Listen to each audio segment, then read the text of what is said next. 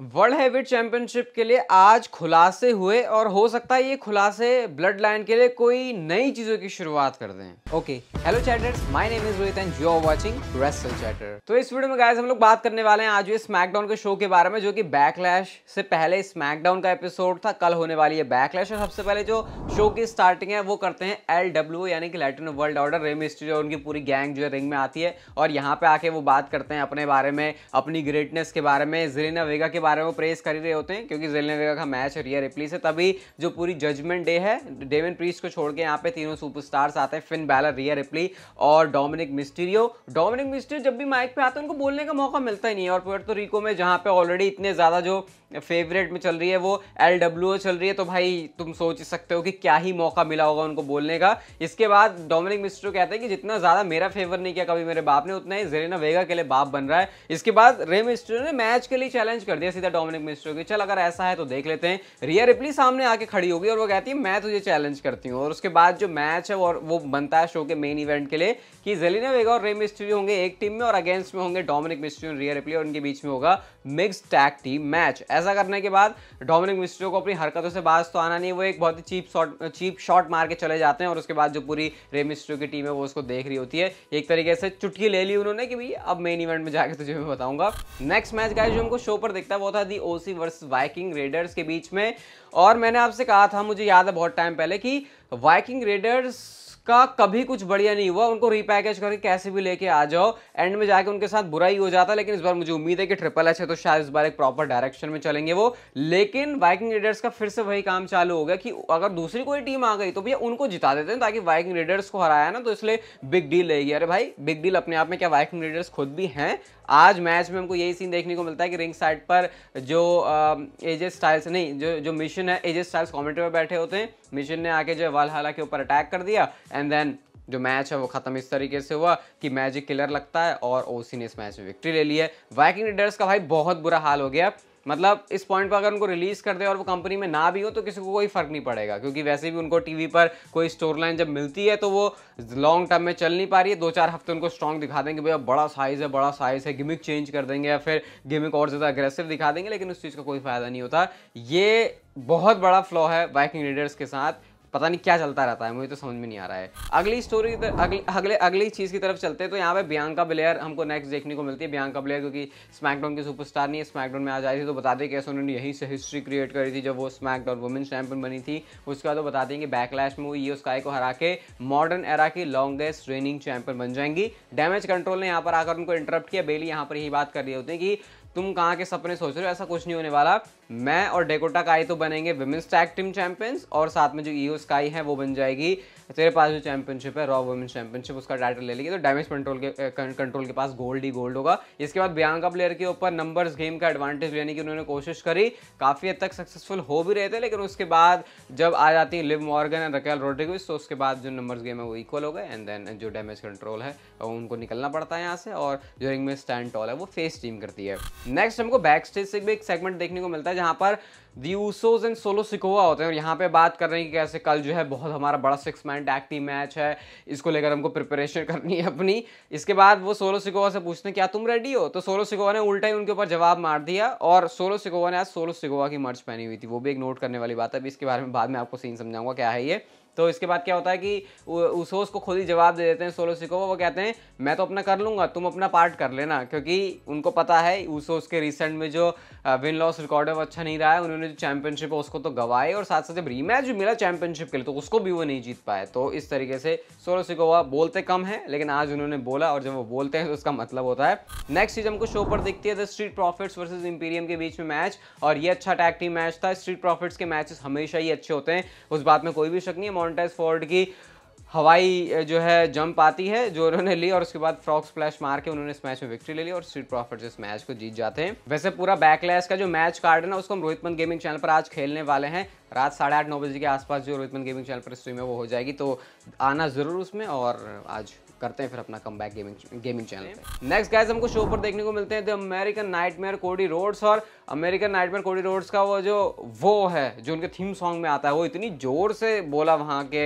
Audience ने, क्योंकि पुर्तो रिको में ही थी आज, और आपको बताइए जब किसी जगह पर WWE कम जाती तो वहाँ पर क्राउड कितना ज़्यादा एनर्जेटिक हो जाता है जब भी WWE उस जगह पे अपना शो करती है। कोडी रोड्स ने यहाँ पर आकर यही कहा कि ब्रॉक लेसनर के the beast incarnate, cowboy, coward, कितने भी सारे निकनेम हो सकते हैं, लेकिन जो उसका एक नेम है वो है गेट कीपर। आर्न एंडरसन के बारे में बात करते हैं कि जब भी तुम WWE के अंदर हो और तुम बिल्कुल किला फतह करके पहुंच गए तो एंड में जो सुपरस्टार बचता है वो ब्रॉक लेसनर खड़ा होता है किंगडम के गेट में, और उसके बाद तुम उसको हराते हो और अपनी कहानी जो है आगे बढ़ाते हो। उन्होंने कहा कि जरूरी नहीं कि तुमको WWE में महान तुम बन गया लेकिन तुमने ब्रॉक लेसनर से सामना नहीं किया, ऐसा भी पॉसिबल हो सकता है, लेकिन ब्रॉक लेसनर ने मुझे फेस किया, मुझे मारा, और अब तक ब्रॉक लेसनर ने इसका रीजन एक्सप्लेन नहीं किया किसी को, और शायद अब उसको एक्सप्लेन करने की जरूरत भी नहीं है क्योंकि बैकलैश में मैं उसको धोऊंगा और उसके बाद जो ये स्टोरी है ब्रॉक लेसनर वाली उसको फिनिश कर दूंगा और अपना किंगडम क्लेम करूंगा, और मैं पेन लेके आने वाला हूं ब्रॉक लेसनर के लिए एट बैकलैश। ऐसा करके काफी स्ट्रॉन्ग वर्ड्स से कोडी रोड्स के। मैं एक्सपेक्ट कर रहा था कि ब्रॉक लेसनर भी शो पर होंगे, लेकिन ब्रॉक लेसनर शो पर नहीं थे। ऐसा पता चला कि भैया वो आ नहीं पाए वहां पे, क्योंकि इससे पहले प्रेस कॉन्फ्रेंस भी हुई थी। प्रेस कॉन्फ्रेंस में धक्का मुक्की सब काफी कुछ चीजें हुई है, मतलब इतनी भी नहीं हुई, लेकिन हाँ थोड़ा सा हाइप करने के लिए चीजों को हुआ था मामला। तो ब्रॉक लेसनर नहीं आ पाए, इसका मतलब कि उनको डिले हो गया थोड़ा सा आने में, वरना प्रेस कॉन्फ्रेंस का भी WWE का पार्ट होते हैं। रिमाइंडर दे देता हूँ आपको, कल बैकलैश के बाद सोनी स्पोर्ट्स 10 और 10-3 के ऊपर एक्स्ट्रा धमाल में ठीक 9 बजे आप लोग मुझे देख सकते हो। मतलब इससे पहले कि YouTube पर रिव्यू आएगा, आपको ये चीज़ TV पर दिखेगी, और उसको लाइव जरूर देखना। मैं फिर से कह रहा हूँ उसको लाइव जाके जरूर देखना, क्योंकि हो सकता है बाद में वो चीज़ें ना हो सोशल मीडिया पे। तो 9 बजे सोनी स्पोर्ट्स 10-1 और 10-3 पर बैकलैश के बाद जरूर देख लें। नेक्स्ट मैच हमको शो पर देखते हैं जो कि WWE ने पहले से अनाउंस किया था, शिंजुके नाकामुरा वर्सेस कैरन क्रॉस के बीच में।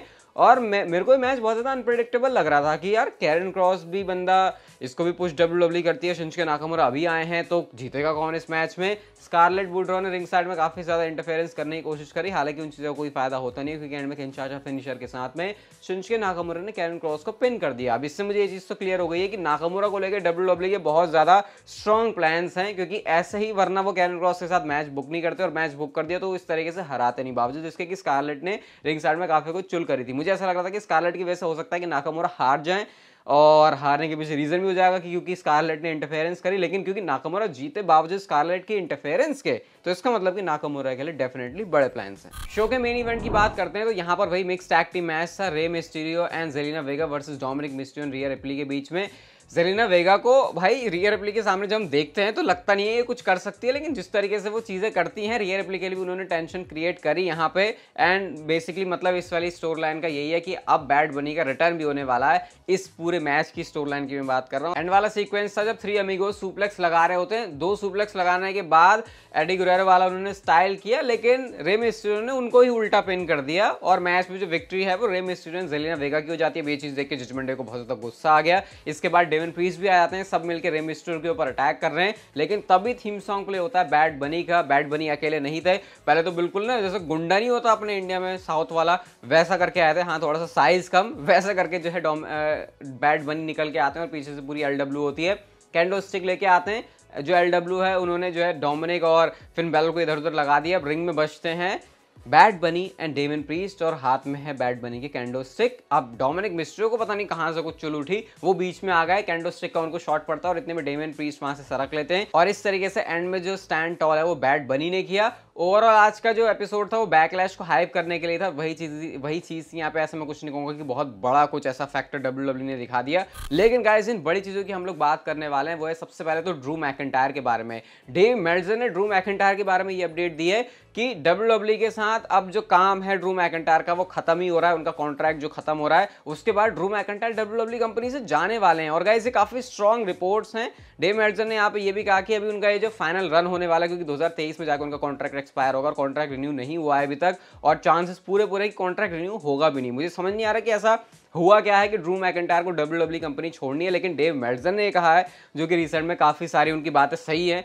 तो फिर हम इस बात के ऊपर काफी ज्यादा बिलीव कर सकते हैं। हालांकि अभी भी जो रिपोर्ट है वो यही है कि ड्रू मैकिंटायर का जो अभी रन होने वाला WWE के अंदर, जो कि उनके इस कॉन्ट्रैक्ट के अंदर आखिरी रन होगा, वो हील टर्न करेंगे और उसके बाद अपनी जो स्टोरी लाइन है उसको चलाने वाले हैं। मेरी समझ के बाहर है कि चल क्या रहा है ड्रू मैकिंटायर के साथ, क्योंकि इसके बारे में ज्यादा कुछ डिटेल में अपडेट नहीं है। हालांकि स्टिल ड्रू मैकिंटायर इंजर्ड है, जैसे वो फिट हो जाएंगे उनका आपको रिटर्न देखने को मिल जाएगा WWE टेलीविजन में ऑन मंडे नाइट रॉ, क्योंकि ड्रू मैकिंटायर को WWE ने रॉ पर ड्राफ्ट किया है। इस प्रेस कॉन्फ्रेंस से गाइस ट्रिपल एच ने इस बात को अनाउंस किया कि कैसे डिटरमाइन होने वाला है WWE का फर्स्ट एवर इस नई चैंपियनशिप डिजाइन के साथ में world heavyweight champion. Triple H ने कहा कि जो मंडे नाइट रॉ का एपिसोड आने वाला है वहां पर 2 ट्रिपल थ्रेट मैचेस होंगे, उसके बाद जो इन दोनों ट्रिपल थ्रेट मैचेस का विनर बनेगा वो आपस में एक दूसरे को फेस करेगा। तो इस तरीके से मंडे नाइट रॉ की तरफ से कौन आ रहा है वो पता चलेगा, और सेम चीज स्मैकडाउन के ऊपर भी होगी, वहां पर भी 2 ट्रिपल थ्रेट मैचेस, जो भी दोनों मैचेस को जीतेगा उसके बाद उन दोनों के बीच मैच होगा, एंड देन हमको रॉ और स्मैकडाउन से एक बंदा मिलेगा, और इस तरीके से WWE नाइट ऑफ चैंपियंस में दोनों सुपरस्टार्स को फेस करवाएगी, और जो भी जीतेगा वो बनेगा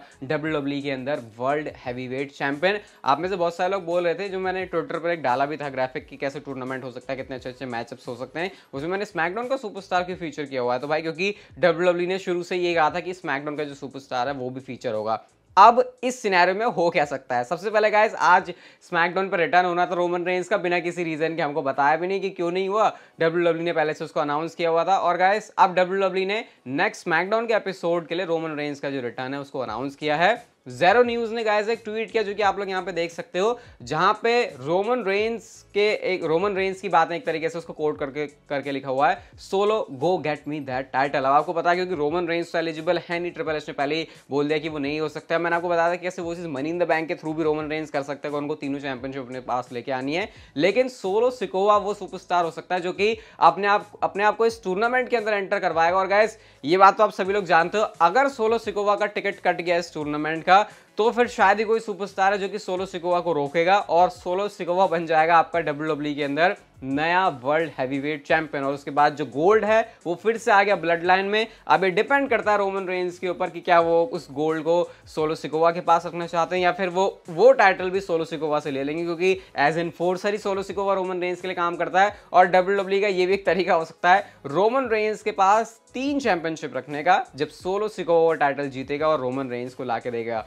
ये बहुत ही वाइल्ड चीज होगी। एक जो हीट ऑलरेडी रोमन रेंस को मिल रही है वो किस लेवल पर चली जाएगी मुझे नहीं पता, क्या ये सही डिसीजन होगा। हाँ, इसके ऊपर जरूर काफी डिबेट हो सकती है कि ऑलरेडी 2 टाइटल रोमन रेंस के पास नहीं, टाइटल इसीलिए लाया कि उसको रोमन रेंस से अलग रखें, और फिर वो रोमन रेंस के पास आ गई। लेकिन हाँ, सोलो सिकोवा का टूर्नामेंट में आके वर्ल्ड हैवीवेट चैंपियनशिप को कैप्चर करना उनके करियर के लिए काफी अच्छा हो सकता है। और गाइस बैकलैश के बाद एक्स्ट्रा धमाल में सुबह 9 बजे सोनी 10-1 एंड 10-3 के ऊपर मुझे देखना बिल्कुल भी मत भूलना। एंड आज रात को जो है पूरी बैकलैश की स्ट्रीम हम करने वाले सारे मैचेस की रोहितपन गेमिंग चैनल पे, तो रोहितपन गेमिंग चैनल को भी सब्सक्राइब कर लो अभी। ये वीडियो गाइस अगर आपको अच्छी लगी तो उसे लाइक शेयर सब्सक्राइब और नोटिफिकेशन बेल को ऑन कर दो, and see you guys in my next video.